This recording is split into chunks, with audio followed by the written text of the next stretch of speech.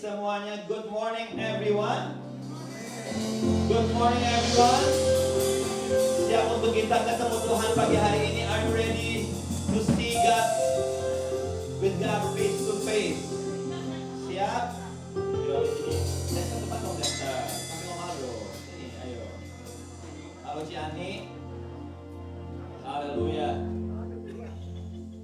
Kita percaya pagi hari ini setiap kita yang rindu pasti akan ketemu Tuhan. For everyone that have a desire to see and to meet with God face to face, I'm sure that God will visit you.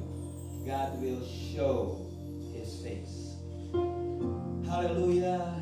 Kami bersyukur Tuhan. Kami bermazmur bagi nama-Mu Yesus. Kami bersyukur, berterima kasih Tuhan untuk kehidupan yang Tuhan berikan buat kami untuk pagi ini juga Tuhan. Lord, we thank you for the life that you've given us. Thank you for new day, new morning, new opportunity to experience your love one more time. Kami bersyukur Tuhan. Gak ada yang bisa kami balas Tuhan atas segala pengorbanan-Mu atas hidup kami. We cannot repay for everything that you've done in our life. We cannot, Lord.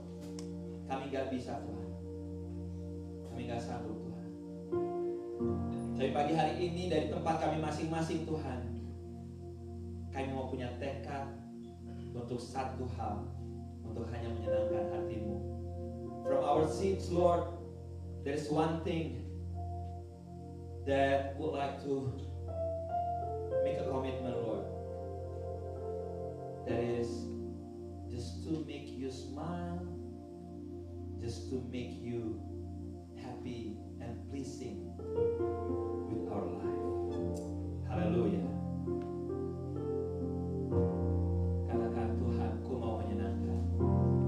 Tuhan, ku mau menyenangkan-Mu. Tuhan, bentuklah hati ini jadi bejana untuk hormat-Mu. Cemerlang bagai emas murni. Tuhan, ku serahkan hatiku. Amin. Katakan, semua ku berikan padamu.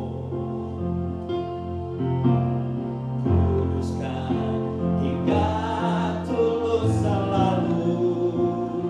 Sama-sama katakan, agar aku menyenangkan-Mu. Menyenangkan-Mu, senangkan-Mu, hanya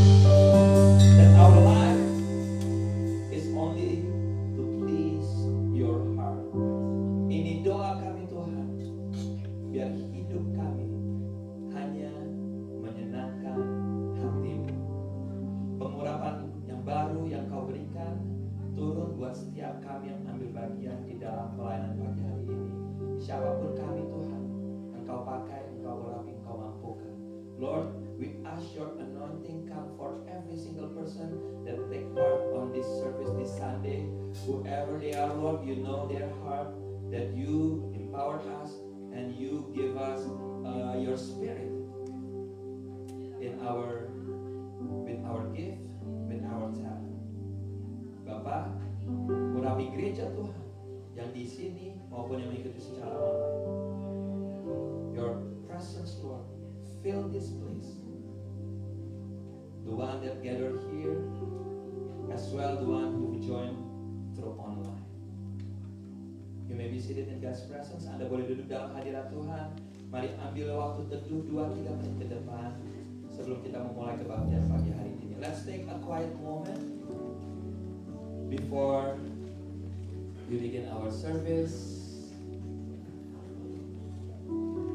And we allow the Holy Spirit to take control, to take over.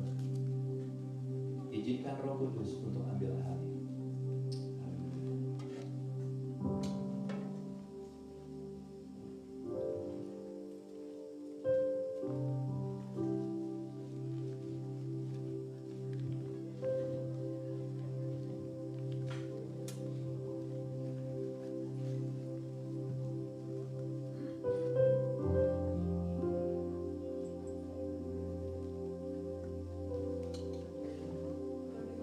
Take this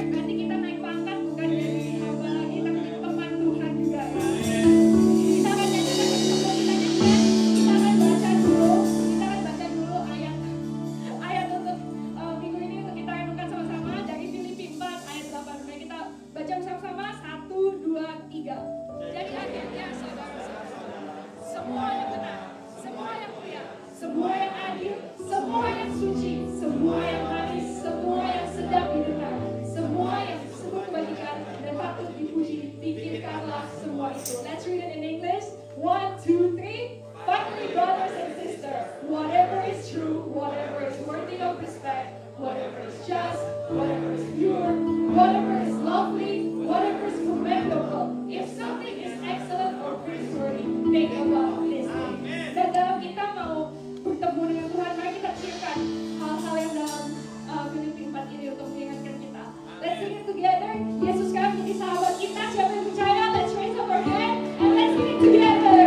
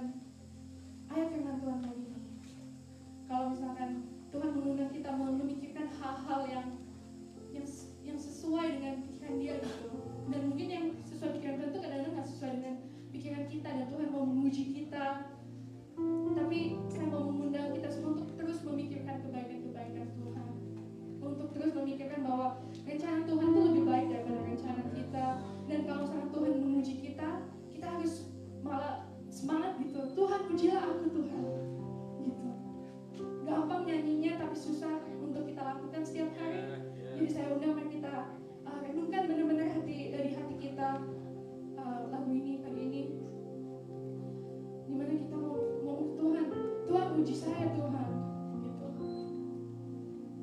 Kalau misalnya aku rindu Tuhan untuk dihadiratmu Tuhan, dan kadang-kadang dihadirat Tuhan tuh gak gampang gitu.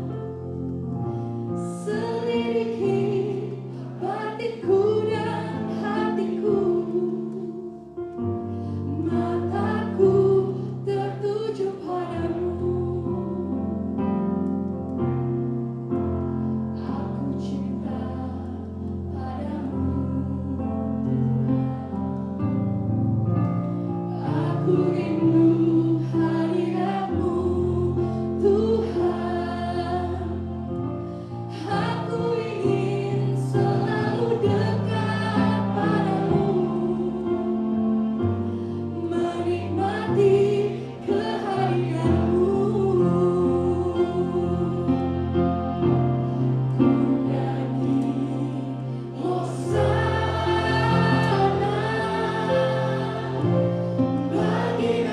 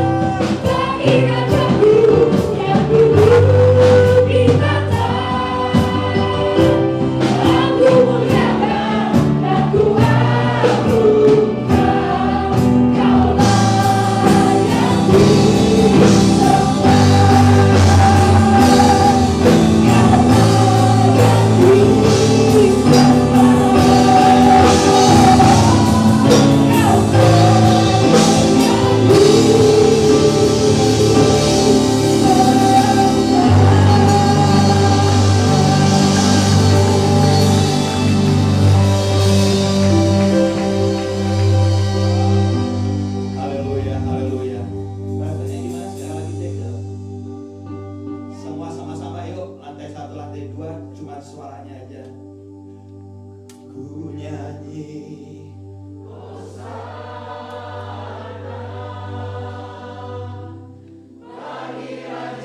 angkat kedua tangan kita saudaraku, sembah dia saudaraku.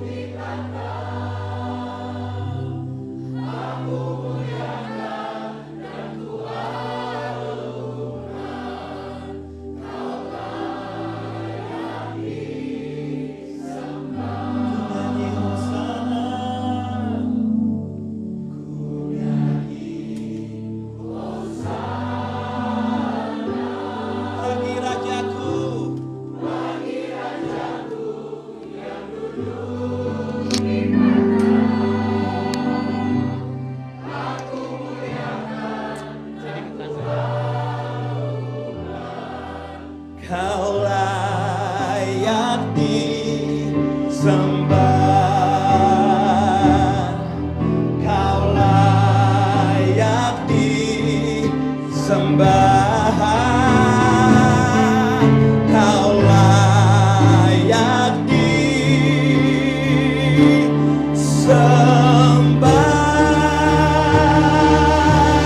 Oh,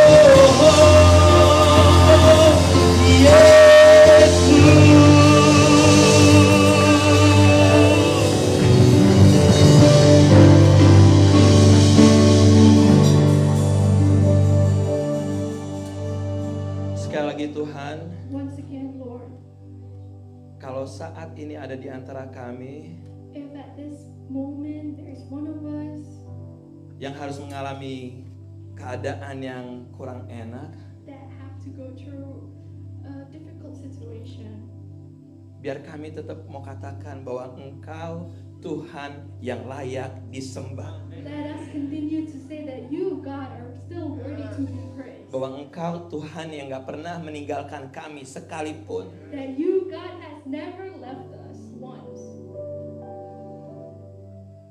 Biar kami melihat bahwa kejadian-kejadian sulit di dalam hidup kami Let us see all of the things that happen in our lives.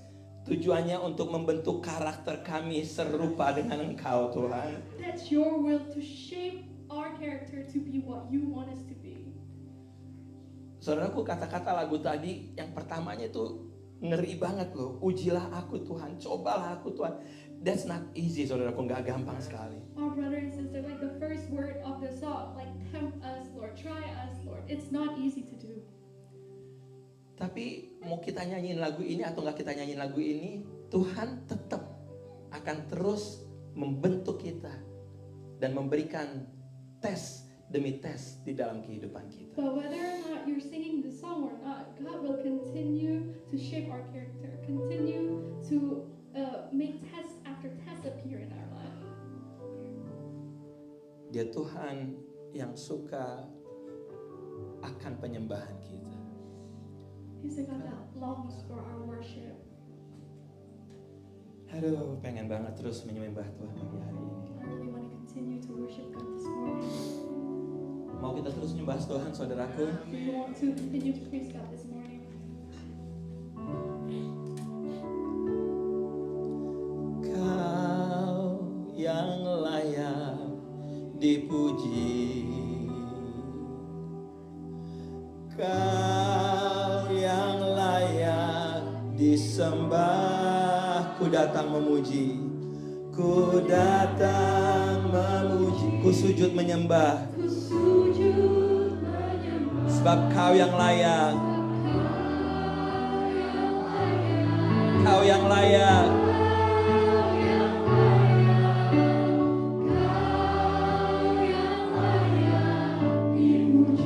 Yesus yang layak dipuji, Yesus yang layak dipuji, Yesus yang layak disembah.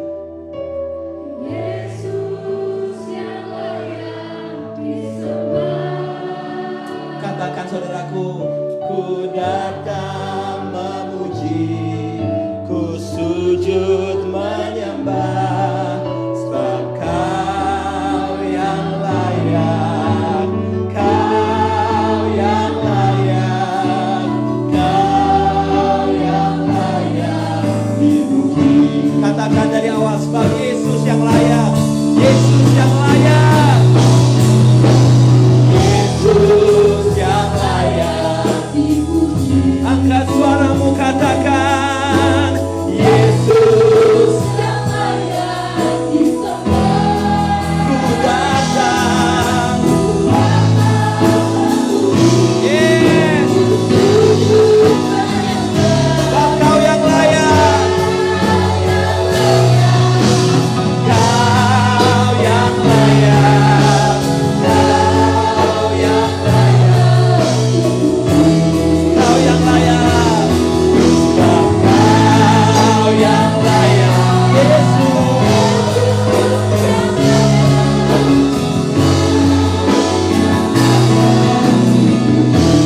Gimana kalau sama-sama kita tunjuk tangan kita ke atas, katakan sebab Kau yang layak.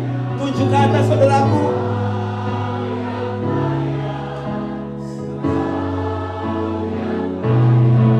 Sekali lagi katakan sebab Kau yang layak, Tuhan. Sebab Kau yang layak.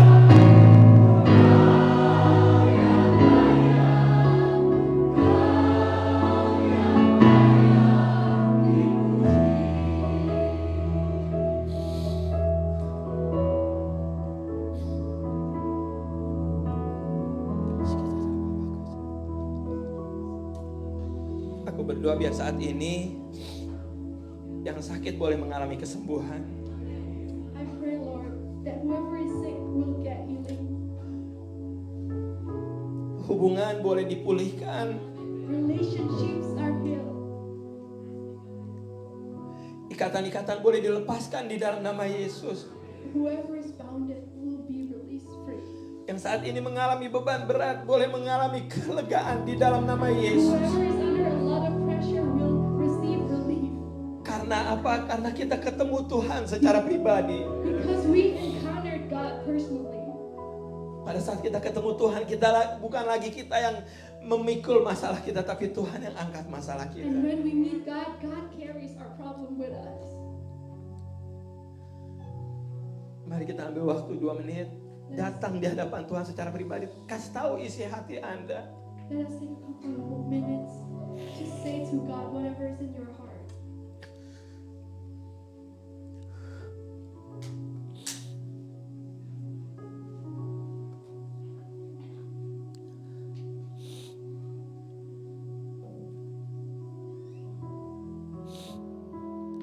Terima kasih Yesus.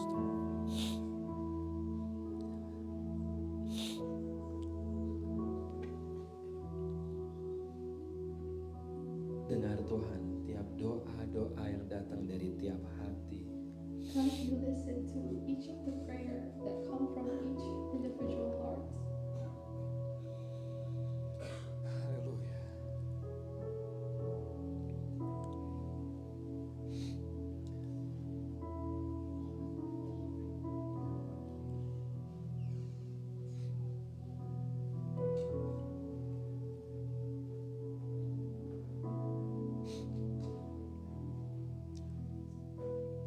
Kami bersyukur Tuhan untuk Engkau, untuk kasih-Mu yang gak pernah ninggalin kami. Give you thanks for you and for your love that never left us. Bicara terus buat masing-masing kami Tuhan. Continue to speak to each one of us Saudaraku, buka hati Anda untuk menerima firman Tuhan pagi ini. and open your hearts, brother and sister, to receive the word of God this morning. Di dalam nama Yesus Tuhan. In the name of Jesus. Yang siap menerima Tuhan, firman Tuhan katakan. Amin. Silakan duduk semuanya. Haleluya. Aduh.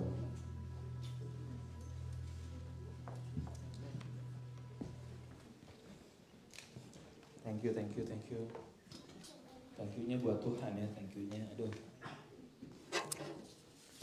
Siapa sih yang ngerasain kasih Tuhan luar biasa dalam kehidupan Anda? Amin. Mungkin permasalahan kita besar banget, tapi kasih Tuhan lebih besar dari permasalahan kita. Amin. Amazing. Anyway, apa kabar semuanya? Baik ya. Welcome untuk Anda yang baru pertama kali datang di tempat ini. Saya senang banget bisa ketemu lagi di hari Minggu ini.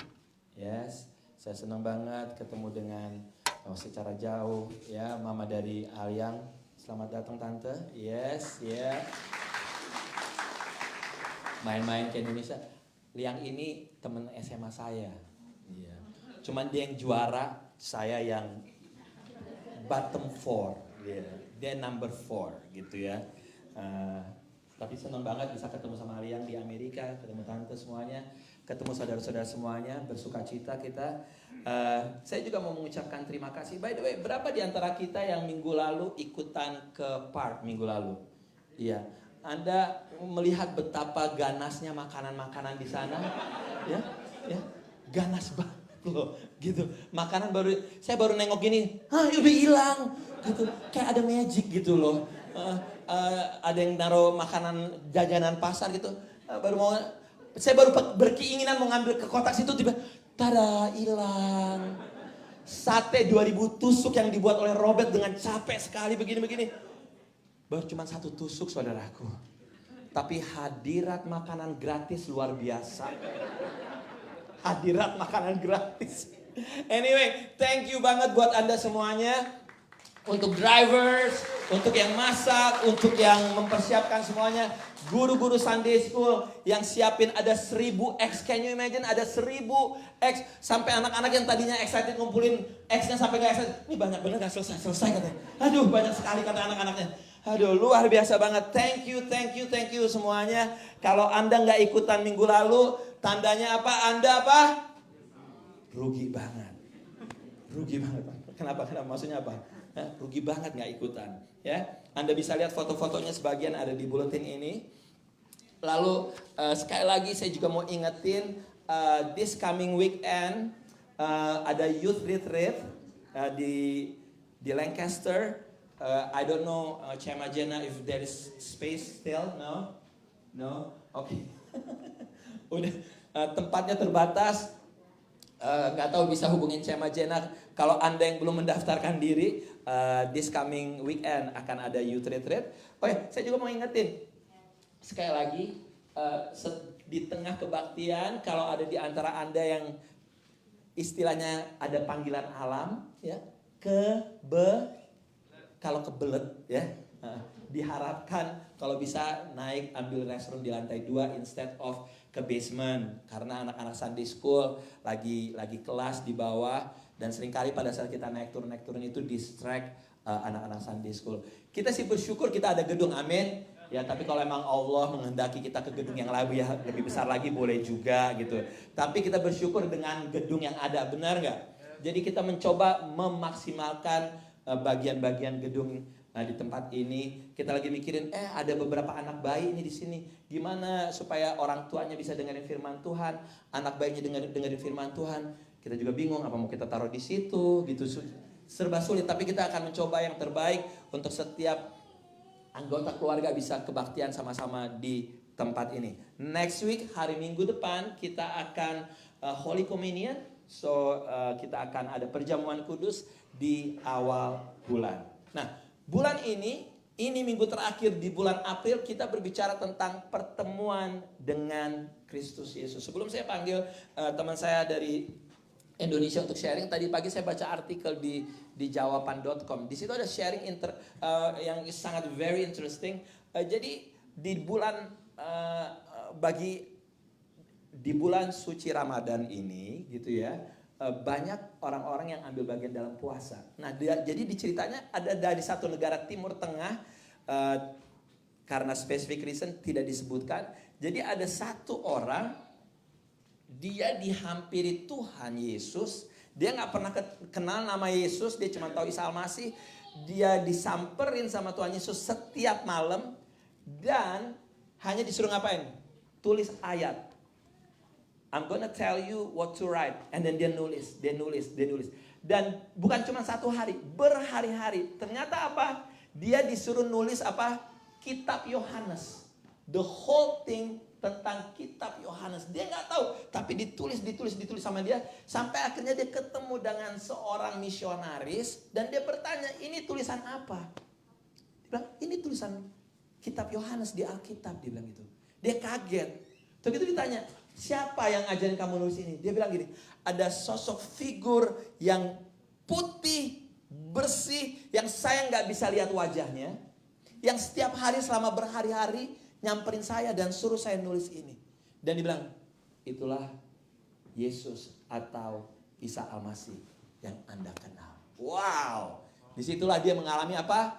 Pertemuan, perjumpaan dengan Kristus Yesus. Nah, minggu ini, saat ini kita akan belajar lagi firman Tuhan mengenai Encountering Christ, pertemuan dengan Kristus Yesus. Philadelphia Presenter, mari kita sambut teman saya, Martin Sunardi from Indonesia. Silakan Martin. Halo semuanya, apa kabar? Saya bersyukur bisa ada tengah-tengah saudara-saudara, karena harusnya 2020 saya kemari saudara-saudara. Tapi ya seperti Pastor Aldo bilang, Allah menghendaki yang lain saudara-saudara. Tapi kita percaya rencana Tuhan dan rencana yang terindah. Amin. Oke, saya baru dikasih temanya kemarin. Bayangin Bapak Gembala Anda saudara-saudara yang sangat well prepare ini ya, baru kasih tahu kemarin, luar biasa. Terima kasih loh Kak, ya thank you banget ya. But anyway, saya mau bilang begini, tidak akan pernah ada yang namanya sebuah hubungan tanpa ada ikatan yang kita mau kerjakan dengan Tuhan. Saya bisa nikah sama istri saya karena saya punya ikatan terlebih dahulu sama dia, baru ada hubungan. Saya bisa punya hubungan dengan dia lebih dalamnya karena saya punya ikatan sama dia. Kita gak akan pernah bisa melihat Tuhan kita secara struktural dan luar biasa banget kalau kita gak punya hubungan intim sama dia. Dan Anda gak bakal pernah bisa merasakan setiap apapun yang Tuhan kerjakan dalam kehidupan Anda kalau Anda tidak mengenal Tuhan dengan baik. Apapun yang dikerjakan, semuanya itu, oh ditranslate ya, oh maafkan saya terlalu bernafsu saudara-saudara ya. Karena di sini untuk pertama kalinya saya berkhotbah tidak menggunakan masker. Saya merasa hidung saya lebih bisa bernapas lebih banyak, udara yang saya bisa hidup. Dan saya merasa paru-paru saya jadi lebih besar sekarang. Karena di Indonesia harus pakai masker dan saya merasa paru-paru saya mengecil. But anyway, hari ini saya bakal ngomong sesuatu sama saudara-saudara semua. Tidak akan pernah Anda bisa menilai Tuhan kita adalah Tuhan yang luar biasa kalau kita tidak mengenal siapa Tuhan kita. Saya seorang worship leader, saudara-saudara ya. Dan saya seorang praise and worship trainer. Saya selalu bilang begini sama teman-teman worship leader. Lo gak akan pernah bisa menyembah Tuhan lo kalau lo gak kenal siapa yang lo sembah. Anda tidak akan pernah bisa menyembah Tuhan Anda kalau Anda tidak mengenal siapa Tuhan Anda. Sama seperti Anda pergi ke sebuah post office gitu ya, Anda mau ngirim paket nih. Pak, saya mau kirim paket dong nih. Oke, mau kemana? Daerah Philadelphia. Oke, di mana alamatnya? Snyder. Oke, di mananya? Philadelphia. Iya, saya tahu. Tapi di mananya? Snyder. Iya, Philadelphia, Snyder. Tepatnya di mana? Philadelphia. Kira-kira nyampe nggak tuh barang? Nggak bakal nyampe. Kenapa? Karena less information, right? Ya, karena kurang informasi. Begitu juga dengan kita. Selama kita tidak mengenal Tuhan kita dengan baik, percayalah, kita tidak akan bisa ngasih yang terbaik buat dia. Kenapa hari ini kita bisa ngerasakan hadiran luar biasa waktu pemimpin pujian mimpin kita semua, Cindy dan teman-teman di sini mimpin kita dalam puji-pujian? Karena kita sendiri punya hubungan pribadi dengan Tuhan. Saya pernah dihadapkan oleh sebuah pertanyaan sama seorang jemaat bilang begini, Pak, bagaimana ya caranya supaya ngedidik WL supaya WL itu bisa memberikan hadirat Tuhan? Saya bilang nggak bisa, kita bukan Tuhan bos. Kita nggak bisa kasih hadirat Tuhan karena kita bukan Tuhan. Tetapi kita bisa merasakan hadirat Tuhan kalau kita punya hubungan sama Dia. Jadi untuk bisa merasakan Tuhan, Anda harus ketemu Tuhan dulu.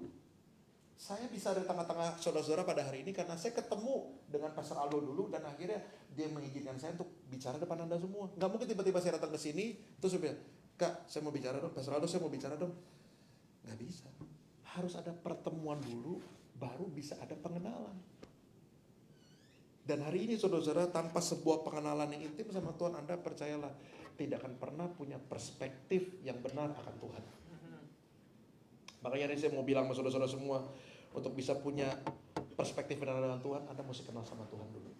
Suatu ketika saya lagi lihat TikTok, Instagram sudah mulai bergeser saudara-saudara ya. Kalau di Indonesia saya nggak tahu di Amerika nih. Anda milenial sih, lu main TikTok gak? Amin. Baca Alkitab doang luar biasa memang sih. Baca Alkitab doang luar biasa. Suatu ketika saya lagi lihat TikTok ya, saya lihat TikTok ada sebuah film yang lucu banget buat saya. Ini parodi. Jadi ada cerita Yesus dan juga cerita Terminator dijadiin satu. Anda mungkin akan bingung, apa korelasinya antara Terminator dan juga Yesus ceritanya? Anda tahu di film itu diceritakan waktu Yesus lagi sebelum dia mau disalibkan. Ya dong, dia kan semalaman tuh berdoa di Taman Getsemani, saudara-saudara. Ya dong, besoknya dia ditangkap karena apa? Petrus kesel ya sudah tahu, akhirnya Petrus motong telinga tentara tuh di situ. Tapi tiba-tiba Yesus ambil dong kupingnya terus disambungin lagi kayak gitu ya. Tapi tiba-tiba datang tuh Terminator. Deng. Anda tahu namanya siapa Terminator? Siapa? Arnold siapa namanya? Ya, Arnold Suasana Segar itu saya tahu sebenarnya. Nah, dia datang, tiba-tiba dia bilang, saya datang dari masa depan, tugas saya melindungi kamu. Seperti yang film Terminator pada umumnya kita tahu kan. Saya datang untuk melindungi kamu. Terus Yesus bilang, what? Mau ngapain melindungi gua? Terus akhirnya si tentara itu ditembak sama dia. Jeder! Kenapa lu lakuin itu? Kata Yesus. Karena saya mau melindungi kamu. No, bukan begitu cara kerjanya. Terus dibangkitin tuh tentara yang ditembak itu. Akhirnya bangkit dong. Terus sekali lagi, kenapa kamu sembuhkan dia? Dia harus mati karena saya tugasnya membela kamu. Ditembak lagi, jeder, matilah dia. Tapi dibangkitin lagi. Terus pindah scene ke sebelum kejadian Yesus ditangkap. The Last Supper. Saudara. Tahu dong, kejadian itu adalah waktu Yesus lagi nongkrong dan makan terakhir kali sama murid-muridnya. Terus Yesus bilang, di sini akan ada yang mengkhianati aku. Tiba-tiba datang lagi nih si Arnold nih, deng gitu. Saya tahu siapa yang akan membunuh kamu. Mana namanya Yudas? Saya. Lu harus mati. Jeder. Mati itu. Sama si Arnold itu. Terus tiba-tiba Yesus bilang, kenapa lu mesti matiin dia sih? Terus dia dibangkitin lagi. Kenapa kamu bangkitin dia? Dia harus hidup supaya dia melakukan yang harus dilakukan kepada saya. Enggak, dia harus mati supaya kamu selamat. Ada dua perspektif ini saudara-saudara. Kalau kita ngerasa kasihan sama Tuhan kita dan kita gak mau Tuhan nanggung itu semua, percayalah kita akan belain si Arnold Suasana Segar tadi itu. Ya dong. Tetapi the truth is, kebenaran yang harus kita terima adalah Yesus harus seperti itu keadaannya. Ada dua perspektif. Disinilah penting bagaimana kita menjalani kehidupan kita bersama-sama dengan Tuhan supaya kita bisa selalu melihat perspektif Tuhan dan bukan perspektif kita. Karena seringkali kita fokusnya cuma perspektif kita supaya keuntungan dalam diri kita. Berapa banyak di sini yang ngutukin Tuhan selama pandemi? Saya dulu ngerasa saudara-saudara pandemi ini hal yang sangat berat, tetapi at the end of the time saya ngerasa sekarang 2022, 22 tahun saya bisa survive dan semua gara-gara Tuhan. Bukan gara-gara saya lagi. Di sini penting bagaimana kita bisa punya hubungan intim sama Tuhan. Kita buka ya 2 Korintus 12 ayat 9 sampai 10. 2 Korintus 12 ayat 9 sampai 10. Firman Tuhan katakan dengan jelas seperti ini. Tetapi jawab Tuhan kepadaku, cukuplah kasih karuniaku bagimu, sebab justru dalam kelemahanlah kuasaku, which is kuasanya Tuhan, itu menjadi apa? Sempurna. Sebab itu terlebih suka aku bermegah atas kelemahanku. Ini udah aneh banget orang. Lebih suka atas kelemahanku. Which is ini gak bisa diterima oleh orang dunia. Nanti saya akan jelaskan untuk saudara-saudara semua. Supaya kuasa Kristus turun menaungi aku. Karena itu aku senang dan rela dalam kelemahan, dalam siksaan, dalam kesukaran, dalam penganiayaan, dan kesesakan oleh karena Kristus. Sebab jika aku lemah, maka aku kuat. Ayat yang barusan kita baca itu gak bisa diterima orang dunia. Semakin kita lemah, kita akan diinjak-injak. Semakin kita lemah, kita akan ditindas. Makanya banyak orang pengen berkuasa dan pengen kuat. Ya, ada orang yang bodybuilding saudara-saudara, kayaknya badan gue kurang gede ya, terus digedein lagi supaya kelihatan makin bisa bisa bikin orang tuh ngerasa insecure karena dia lewat gitu, jalannya begini. Supaya rasa insecure di diri dia tuh itu nggak ada, akhirnya dia berasa secure karena badannya besar. Jadi orang yang berasa kuat itu pasti kan pengen menindas yang lemah. Tetapi firman Tuhan katakan dengan jelas, sebab jika aku lemah, maka aku kuat. Percayalah saudara-saudara, pandemi kemarin ngajarin kita satu hal kok, ternyata nggak salah juga buat lemah. Ternyata nggak salah banget loh untuk jadi lemah. Kenapa? Karena kalau kita nggak pernah lemah, kita nggak bakal pernah bisa dikuatin sama Tuhan. Selama kita ngerasa bisa, mampu, dan kita bisa melakukannya, percayalah. Uluran tangan Tuhan yang selalu ada di setiap kehidupan kita nggak bakal pernah bisa kita lihat. Karena kita merasa mampu dan bisa. Tapi pandemi ini sengaja mojokin kita. Supaya kita terpojok di ujung belakang udah gak bisa ngapa-ngapain. Dan akhirnya kita cuma bisa apa? Bersama sama Tuhan. Disitulah kekuatan dari Tuhan baru bisa kita rasakan. Dengan kata lain seperti ini. Di situ ada botol nggak sekarang? Coba gitu. Sorry. Thank you. Dengar baik, saudara. Kalau ada botol yang penuh dengan air seperti ini, kira-kira ada air dari botol yang lain masuk ke sini bisa nggak kira-kira? Bisa. Bisa nggak? Halo, ada orang di gereja ini? Bisa nggak kira-kira? Gak akan pernah bisa. Jadi mesti diapain dulu botolnya? Dikosongin lalu di minum. Alasannya. Di gereja sebelah kan sediain tadi. Saya jadi baru minum di sini.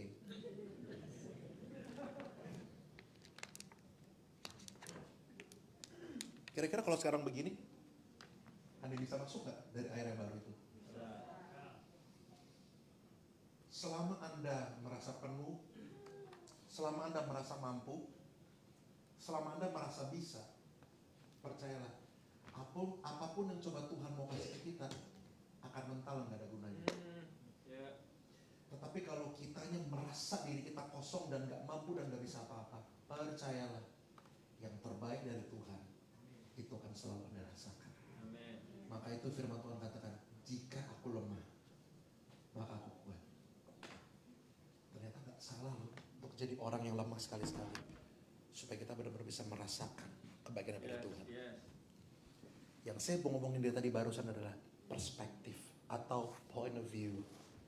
Bagaimana kita melihat, mau lebih besarin point of view kita atau point of view-nya Tuhan. Saya akan kasih kepada Anda beberapa hal dalam kehidupan kita atau sudut pandang kita. Dalam kehidupan sehari-hari bagaimana kita bisa punya sudut pandang yang benar. Anda saya belajar ini belum mulai khotbahnya. Masih panjang. Jam 2, amin? Iya, Bapak Ibu amin, mulut saya jontor ya. Oke, yang pertama. Dalam keadaan apa kita harus memiliki perspektif yang benar? Yang pertama, dalam tekanan atau masalah. Ini yang seringkali kita hadapin. Saya sebagai hamba Tuhan, saudara-saudara gak luput dari namanya tekanan juga. Pastor Aldo tahu banget. Kak Aldo tahu banget apa yang menjadi beban saya selama pandemi kemarin. Bahkan beberapa saya udah sharing waktu di ibadah hari apa sih tanya Aldo? Kalau yang online itu biasanya? Kalau yang hari biasanya Jumat ya kalau nggak salah. Di Jumat, di Zoom waktu itu. Saya udah banyak sharing. Tapi dengar baik. Perspektif yang benar dalam tekanan adalah hal seperti yang mesti kita pelajari. Pernah minum air tebu nggak sih, saudara-saudara? Pernah ya? Air tebu. Air tebu itu dari pohon apa namanya? Pohon tebu. Pohon tebu itu bentuknya seperti bambu, bener gak? Berarti keras kan? Nah, bagian terbaik dari pohon tebu itu apanya? Apanya? Airnya. Nah, Anda tahu pohon tebu itu keras. Ya, dan bagian terbaik itu airnya. Berarti untuk bisa dapat bagian terbaik dari pohon tebu itu, which is airnya, pohonnya mesti diapain? Diperes. Anda nggak mungkin bisa juga pakai tangan Anda peres. Mesti pakai apa? Mesin. Dipres. Kalau jeruk diperes benar. Tapi kalau pohon tebu, kalau tebu itu mesti diapain? Dipres. Gepeng, nggak cukup sekali doang, dilipat lagi. Ya dong, majority Chinese kan di sini saudara-saudara, kita nggak mau rugi orangnya ya. Ya, udah dipres, kita press lagi, semakin press lagi, semakin. Pokoknya sampai titik darah penghabisan tuh tebu nggak ngasilin apa-apa, kita press terus pokoknya. Dengar baik, bagian terbaik dari tebu itu bisa keluar waktu dia dipres. Kalau tebu bisa ngomong, kira-kira tuh tebu bakal ngomong apa? Bisa ngomong apa? Ogah. Gue dari hati banget sih gue kayak ngomongnya. Ini pengalamannya berat. Ogah. Sakit, ogah apalagi? Kira-kira. Apa? Gak mau. Bahasa Perancisnya tau gak apa saudara-saudara? Atit. Itu tingkat sakit yang paling dalam. Atit. Gitu. Tapi bagian terbaik dari tebu itu bisa keluar waktu dalam keadaan tekanan.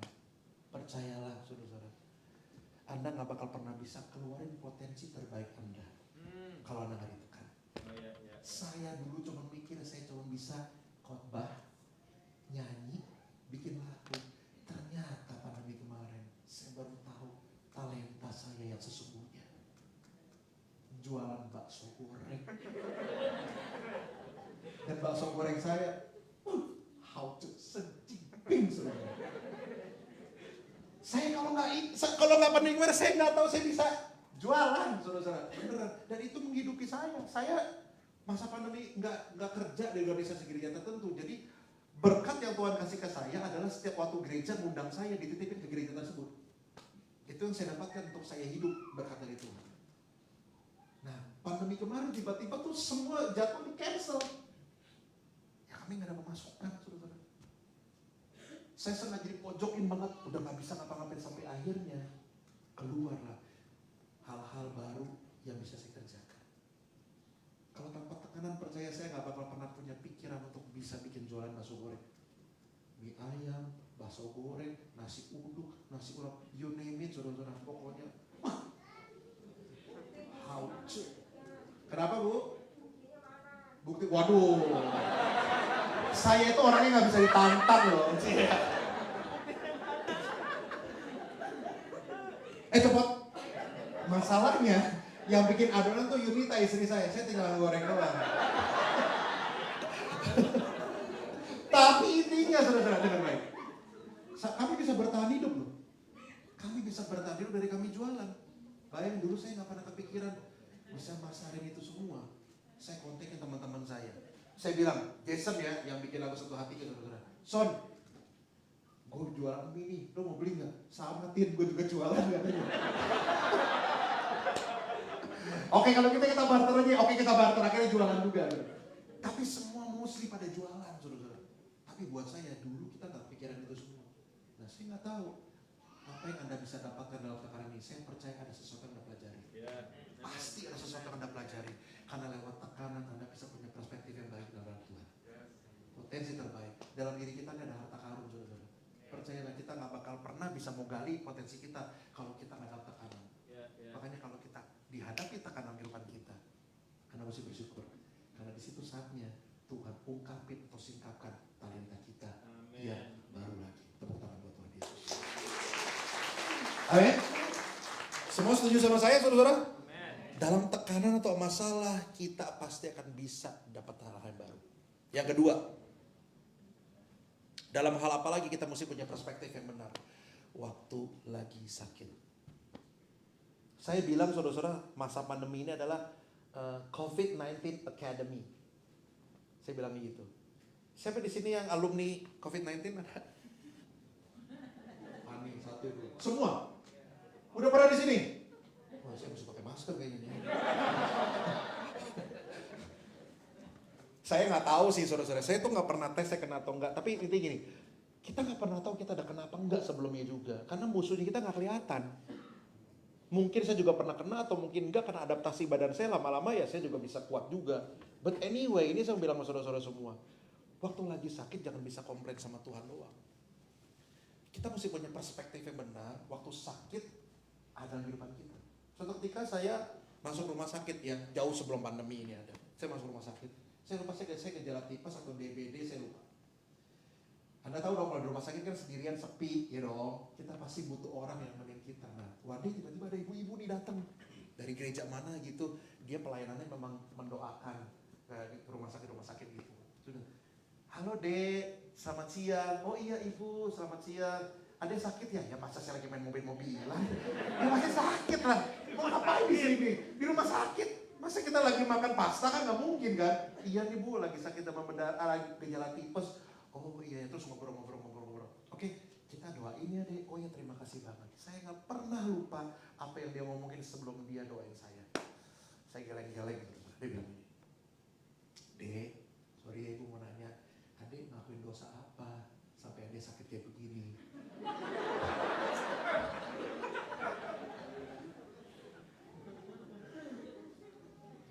Kenapa gue yang sakit, gue yang dosa ya? Memang benar di Alkitab memang ada tulisannya. Waktu ada orang berdosa diizinkan sakit semua. Benar ada, bukan enggak. Memang ada. Tapi enggak selalu orang sakit dosa, berarti Anda berdosa semua dong. Waktu Anda kena COVID, benar baik. Waktu kita sakit itu saudara, sebetulnya itu adalah hal yang baik untuk kasih warning ke diri kita. Contohnya, saya kasih contoh. Orang yang sakit tipes, berarti orang itu sudah terlalu overuse tubuhnya, sampai akhirnya tubuhnya nggak bisa ngerasa nyaman lagi, akhirnya dia sengaja bikin rasa yang nggak enak dan akhirnya kita sampai jatuh sakit. Itu warning buat kita dan buat saya itu bagus supaya kita nggak bablas dan akhirnya kita bisa kenapa-napa lebih parah lagi. Itu caranya Tuhan buat kasih tahu diri kita supaya kita jadi lebih baik lagi loh. Iya, benar. Iya dong. Yang kedua, waktu Anda kolesterol, Anda mesti ingat saudara-saudara, lemak itu bagiannya Tuhan. Jangan dimakan, makanya Anda kolesterol semuanya. Lemak itu bagian terbaik buat Tuhan, makanya kenapa kita kolesterol, karena kita suka makan yang terbaik buat Tuhan itu. Makanya kita semua kolesterol. Kenapa kita bisa kolesterol saudara-saudara? Itu cara tubuh ngasih tahu kita, karena kita rakus. Bilang kanan kiri, itu bukan.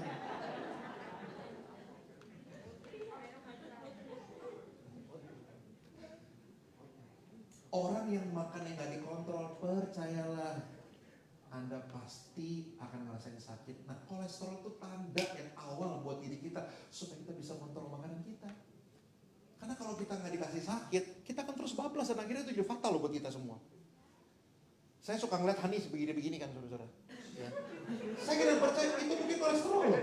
Loh, saya juga suka begitu kadang-kadang. Habis makan apa leher kencang. Bener gak? Itu tuh buat saya itu tanda, buat saya lebih jaga makanan saya lagi. Karena kalau Anda nggak pernah dikasih tanda seperti itu, contoh, ada orang yang kolesterol katanya nggak ada tandanya, akhirnya fatal, serangan jantung, stroke, kayak begitu. Saya ini suka sakit di sini kalau habis makan, apalagi bis. Kemarin diajak sama salah satu gembala di Philadelphia makan cumi, saya nggak berani makan banyak-banyak, tapi makan 2-3 aja saya begini gini pulang. Kenceng nih gue. Tapi itu kan udah tanda buat kita lebih jaga makanan kita, apalagi saya sekarang udah makin tua, umurnya semakin bertambah, jadi saya mesti ngontrol makanan saya. Jadi kalau sampai itu sakit, kita mesti aware, kita mesti jaga dengan apa yang kita makan. Tapi percayalah, Yeremia pasal 33 ayat 6 ngomong begini, sesungguhnya aku Tuhan akan mendatangkan kepada mereka kesehatan dan kesembuhan. Katakan amin. Dan aku akan menyembuhkan mereka dan akan menyingkapkan kepada mereka kesejahteraan dan keamanan yang berlimpah-limpah. Percaya, waktu Anda tahu Anda sakit, Anda berubah, kesembuhan pasti terjadi di depan Anda. Ya dong? Tetapi jangan lupa juga, waktu Anda diizinkan sakit oleh Tuhan dan Anda ngerasa sakit, Anda jangan lupa, waktu Anda sembuh, itu ada maksud Tuhan juga. Tahu maksudnya apa? Supaya kita bisa bersaksi kepada banyak orang dan memuliakan nama Tuhan lewat apa yang sudah Tuhan berikan kepada kita. Amin. Kita baca nih, kitab Matius pasal 9 ayat 27 sampai 31. Ya. Matius pasal 9 27 sampai 31. Ini waktu Tuhan Yesus menyembuhkan 2 orang buta, Saudara-saudara. Ya. Ketika Yesus meneruskan perjalanannya dari sana, 2 orang buta mengikutinya sambil berseru-seru dan berkata, "Kasihanilah kami, hai anak Daud." Setelah Yesus masuk ke dalam sebuah rumah, datanglah kedua orang buta itu kepadanya dan Yesus berkata kepada mereka, "Percayakah kamu bahwa aku dapat melakukannya?" Maka mereka menjawab, "Ya Tuhan, kami percaya." Lalu Yesus menjamah mata mereka sambil berkata, "Jadilah kepadamu menurut imanmu." Maka meleklah mata mereka dan Yesus pun dengan tegas berpesan kepada mereka. Katanya, "Jagalah supaya jangan seorang pun mengetahui hal ini." Tapi ayat 31 bilang dengan jelas, tetapi mereka keluar dan memasukkan dia ke seluruh daerah itu. Dengar baik saudara-saudara, nggak ada satupun orang kalau tahu kita pergi ke dokter yang benar dan akhirnya kita dapat efek sembuh, Anda nggak mungkin nggak ngomong sama orang lain kalau dokter itu bisa nyembuhin kita. Iya dong, sama seperti saya suka nongkrong sama Hani, sama Paulus saudara-saudara. Mereka tahu banget tempat makan yang enak. Kenapa? Karena mereka udah pernah nyobain dulu, karena mereka mengasihi saya seperti setelah ini saya akan diajak makan oleh mereka saudara-saudara ya. Ya, karena mereka udah cobain itu semua. Itu kode keras bro, ya habis ini jadinya ya. Nodong itu namanya nodong. Iya nodong sih ya, bener. Kita pasti kan ngasih ke orang lain lagi yang kita kasihi. Nggak mungkin nggak? Ya, betul. Iya dong. Kita udah tahu ini enak, kita udah tahu ini nyembuhin kita pasti kan rekomendasi itu ke banyak orang. Apalagi kita disembuhin sama Tuhan kita. Nggak mungkin kita nggak ngomongin tentang kebaikan Tuhan kepada banyak orang. Yes. Jadi kalau sampai Anda sakit, lihat perspektifnya Tuhan. Kenapa diizinkan? Supaya kita lebih kontrol kehidupan kita, jaga makanan kita, jaga tubuh kita, jaga dari apa yang kita kerjakan. Dan ingat, waktu Tuhan sembuhin, jangan pernah lupa, kita harus memuliakan Tuhan dari apa yang dikerjakan dalam kehidupan kita semuanya. Amen. Perspektifnya mesti benar, jangan melulu dikit-dikit, dosa apa saya sampai saya sakit seperti ini, dosa apa saya sampai saya bisa seperti ini. No, ingat, Tuhan itu nggak nggak pernah mencobai dan tidak bisa dicobai. Firman Tuhan yang katakan, bukan Martin Sunardi ngomong saudara-saudara. Tuhan, firman Tuhan yang katakan, Tuhan tidak pernah mencobai dan tidak pernah bisa dicobai. Kita dicobai oleh apa? Keinginan dari diri kita sendiri. Makanya hari ini, kalau nanti Anda melihat ada lemak babi, saudara-saudara, ingat hari ini kita bicarakan. Berikan yang terbaik kepada saya. Biar saya bisa makan itu semua. Oke, yang ketiga, yang terakhir saudara-saudara, ini penting juga untuk kita sama-sama belajar. Bro, Jacob boleh bantu? Oh, Pastor ya sekarang. Pastor Jacob, can you help me untuk bantu saya nyanyi 20 lagu? Karena saya penyanyi, saya mau ajak saudara-saudara nyanyi dulu deh. Satu lagu saudara-saudara. Kita percaya Tuhan yang mampu menyembuhkan kita, amin. Kita Jacob. Tangan Tuhan yang berkuasa, tangan Tuhan yang bekerja, menyembuhkanku, memulihkanku, dan menolongku.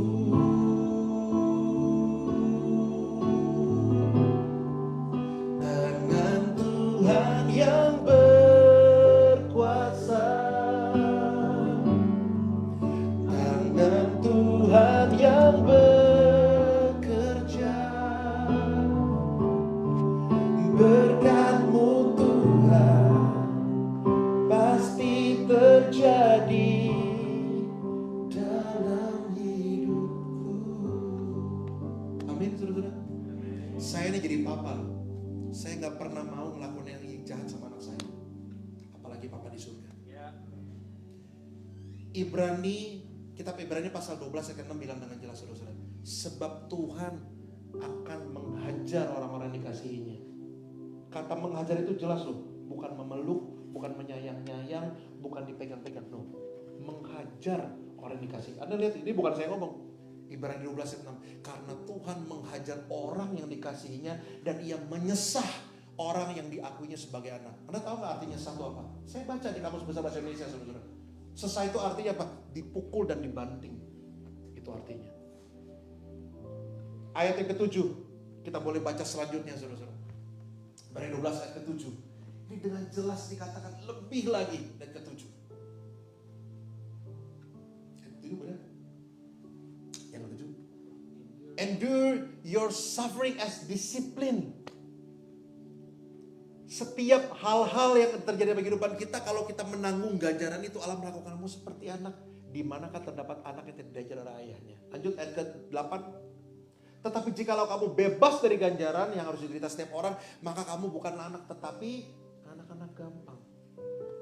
Saya gak pernah nemuin ada orang tua nyentil anaknya atau mukul anaknya. Itu cuma sekedar begini. Tiba-tiba datang depan anaknya lagi diam-diam, lagi nonton, tiba-tiba disentil, ceter gitu. Anaknya kaget dong, pasti bakal nanya, kenapa Pak? Kenapa saya dipukul? Terus papanya bilang dengan ayatnya gini, iseng aja. Papa lagi gak ada kerjaan, mama lagi ke kantor. Jadi papa gak ada kerjaan, ya kamu aja papa sentil. Ada gak orang tua dodol kayak gitu, saudara-saudara? Gak ada. Di mana-mana kalau ada orang tua mau hukum anaknya pasti ada reason. Pasti ada alasannya. Begitu juga dengan Tuhan. Kenapa Tuhan bisa menghajar kita? Karena tujuan untuk kebaikan. Jangan misperception dengan apa yang Tuhan kerjakan sama kita. Amen. Ingat Roma 8:28 bilang, apapun yang Tuhan kerjakan itu mendatangkan apa, saudara? Kebaikan. Makanya hari ini kalau sampai Anda sakit sekalipun, tetap praise God. Karena Dia yang mampu menyembuhkan Anda. Dan memberikan Anda kelegaan dari apa yang Anda rasakan. Amin. Tepuk tangan buat Tuhan Yesus. Yang ketiga, yang terakhir, dalam keadaan apa lagi kita mesti punya perspektif yang benar. Dalam kegagalan dan kesalahan. Dalam kegagalan dan kesalahan. Setiap kita melakukan suatu kesalahan dan kegagalan pasti akan membuat kita berpikir. Saya nggak tahu Anda pernah nggak ngelakuin kesalahan gitu. Misalnya Anda lagi naik motor, naik mobil, atau Anda lagi jalan naik sepeda, tiba-tiba Anda jatuh. Atau tiba-tiba Anda mungkin pernah tabrak orang waktu naik sepeda seperti itu. Percayalah setelah kejadian itu beres, Anda pulang ke rumah di malam harinya pasti ada pikiran kayak gini. Coba tadi gue nggak begitu ya. gua mestinya ke kiri dikit. Coba tadi gua masuk ke kanan dikit. Pasti ada pikiran seperti itu, nggak mungkin kan? Kalau Anda tidak pernah gagal atau pernah salah, Anda nggak pernah punya pikiran seperti itu. Makanya kalau kita pernah gagal dan salah, saudara, belajar dari kesalahan itu. Saya punya podcast di YouTube saya, saudara. Suatu ketika saya interview Frankie Sihombing, one of my best friend. Saya bilang begini sama dia, why did you do that? Kenapa lo lakuin itu? Karena waktu itu gue lagi bego, dia bilang begitu. Tapi sekarang gue udah sadar. Dan dia belajar dari kesalahannya. Orang pintar adalah orang yang belajar dari kesalahannya. Tetapi orang bodoh adalah orang yang terus melakukan kesalahan dan gak pernah belajar apa-apa dari setiap kesalahan yang dia perbuat. Kalau hari ini kita diizinkan Tuhan melakukan kesalahan dan kegagalan, embrace itu saudara-saudara. Nikmatin itu sebagai sebuah pembelajaran supaya kita jadi orang lebih baik lagi. Saya pernah salah gak? Sering. Baik yang disengaja maupun tidak disengaja. Tetapi saya selalu belajar untuk jadi pribadi yang lebih baik lagi. Kita aja waktu dulu belajar jalan, saudara-saudara, atau belajar sepeda deh waktu dulu. Pasti kan Anda kan mesti belajar balancing. Dan gak mungkin sekali Anda belajar ngayuh sepeda harus langsung jalan lurus, gak bisa. Pasti ada pelajaran yang Anda lakukan, aduh di sini kok gue jadi gak bisa, di sini gak bisa. Dari situ Anda terus belajar. Percayalah, waktu Anda terus belajar, Anda akan jadi pribadi yang lebih baik lagi. Jangan selalu melihat dari perspektif kehidupan kita, jangan selalu perspektif keuntungan buat kita. Karena biasanya perspektif kita tuh bentrok dengan perspektifnya Tuhan. Karena kita suka cari keuntungan sendiri. Filipi 2 ayat 21. Boleh bro? Bantu bro. Ini jelas banget saudara-saudara kata-katanya. Filipi 2 ayat 21. Kenapa kita gak pernah bisa punya perspektif Tuhan? Karena ayat ini yang selalu ada di depan kita. Sebab semuanya mencari kepentingannya sendiri, bukan kepentingan Kristus Yesus. Selama kita pikir kepentingan kita, percayalah, kita akan menjauh dari kepentingan Kristus. Tetapi selama kita berserah kepada kepentingan Kristus, yang terbaik pasti akan datang dalam kehidupan kita semua. Hari ini kita udah belajar nih saudara. Bagaimana kita bisa meninggalkan hal-hal yang buruk di masa lalu kita dan belajar supaya jadi pribadi yang lebih baik lagi. Amin. Ku telah mati dan tinggalkan cara hidupku yang lama.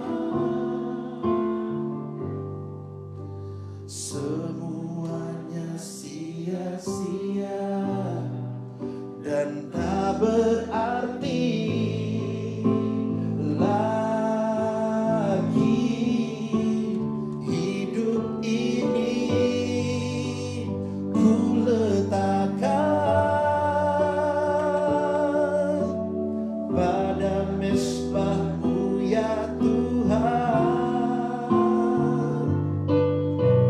Jadilah padaku seperti yang Kau ingini. Saudara-saudara pakai diri semuanya, kita mau nyatakan lebih lagi kepada Tuhan kita. Ku telah mati dan tinggalkan cara hidupku yang lama. Semuanya sia-sia dan tak berarti lagi. Hidup ini ku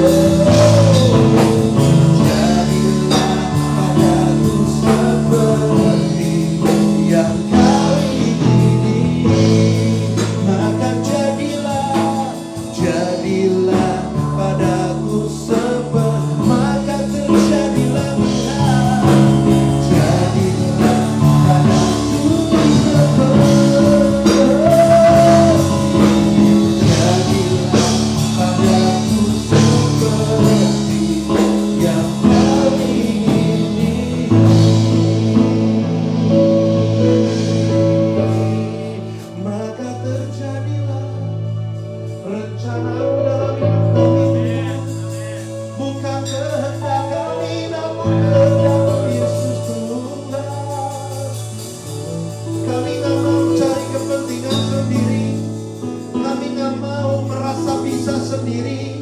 Kami gak mau merasa mampu sendiri, tapi kami berserah penuh kepadamu Tuhan. Kami gak mau punya pemahaman sendiri atas kehidupan kami. Karena kami bukan kami. Karena kami bukan kami, tetapi waktu kami percaya kepada Tuhan, Yesus tinggal dalam kami. Waktu Tuhan sudah menebus dosa kita dan kita percaya kepada Dia, kita gak punya hak lagi buat kehidupan kita. We have no right for our lives. Semua punya Tuhan. Sama seperti kita beli barang di supermarket atau kita beli ke Walmart, apapun itu. Waktu kita beli barang itu, Walmart udah gak punya hak lagi atas barang kita sudah beli.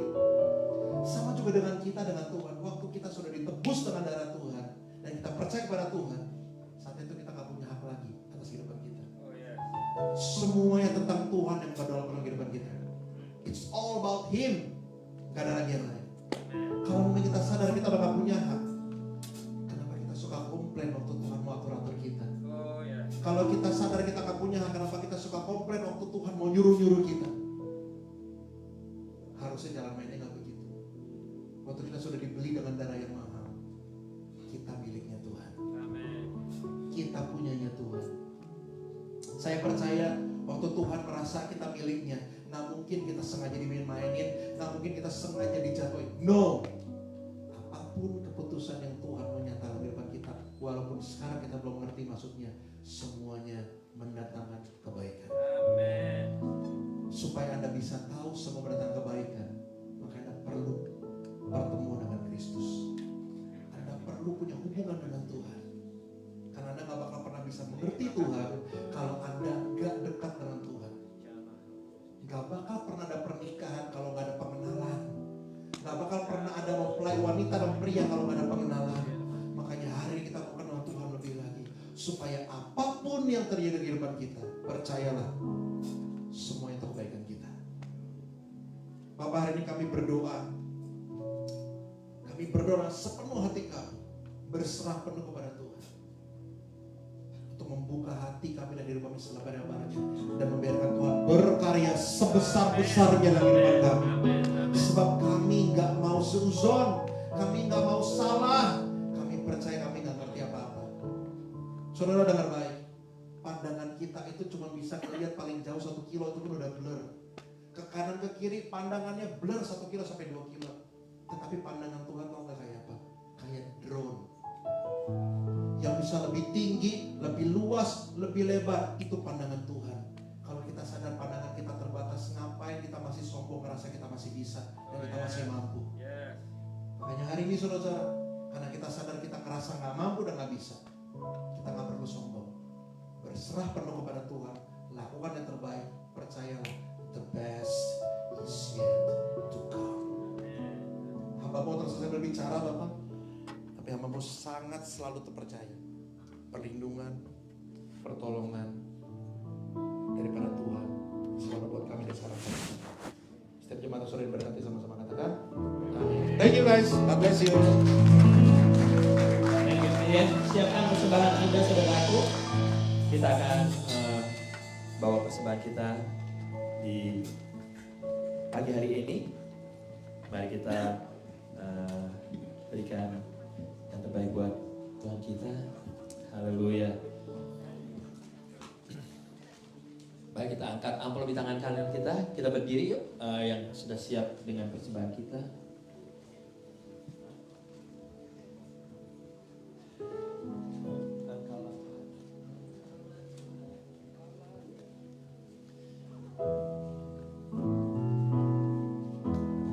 Kita mau bawa persembahan kita. Engkaulah Tuhan, Engkaulah Raja, berdaulat atas hidupku. Angkat amplop di tangan kanan kita. Engkaulah Tuhan, Engkaulah Tuhan, berdaulat atas